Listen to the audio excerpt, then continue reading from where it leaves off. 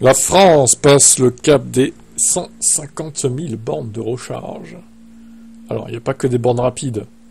Dans l'eau, évidemment, pour être précis au 31 octobre, il y avait 150 000 points accessibles à tous dans l'Hexagone. Désormais, une très grande partie, 44%, est présente au niveau des commerces, ces derniers ayant des obligations d'installation, mais aussi ayant aussi compris que c'est un atout pour attirer les clients. 33% se trouvent au niveau des parkings, la voirie ne représente plus que 17%. Près d'un point de recharge sur deux, 48% donc, et de l'AC triphasé entre 7,4 et 22 kW. Ouais, mais c'est pas bon ça. 32% est de l'AC monophasé jusqu'à 7,4.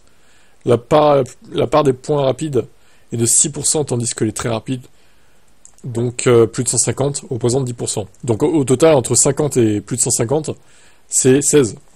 C'est pas ouf, hein. Le nombre de points a progressé à 35%, de 35% par rapport à fin octobre 2023.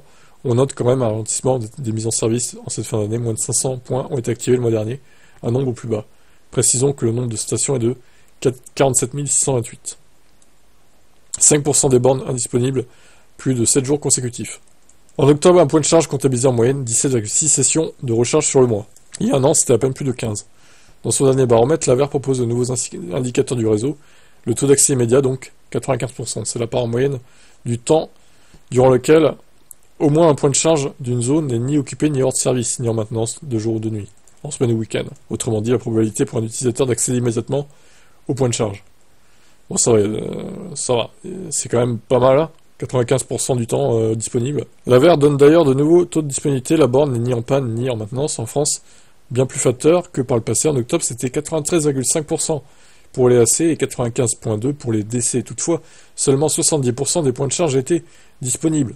99% du temps en octobre. 5% étaient même HS pendant plus de 7 jours consécutifs. Autre nouvelle donnée, la consommation totale des points de charge en France, elle est estimée à 45,9 GWh pour octobre 2024. Alors ça, c'est pas mal ça. La conso électrique des bornes de recharge. Bon, après, il faudrait compter aussi la conso électrique chez les gens. Mais c'est un peu plus dur, je pense, à calculer, vu qu'il n'y a pas que les VE qui rechargent, qui utilisent l'électricité, mais bon, peut-être qu'un jour ils le feront, hein.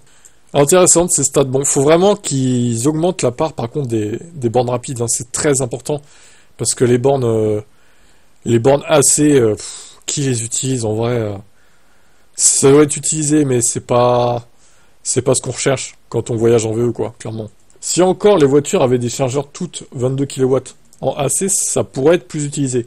Mais la vérité, c'est qu'il y en a beaucoup qui sont en 7, voire 11, ce qui est pas fou quand même comme vitesse, hein. Bref, c'est aussi aux constructeurs peut-être de faire en sorte de mettre des chargeurs 22, mais bon, ça coûte plus cher visiblement. Ciao.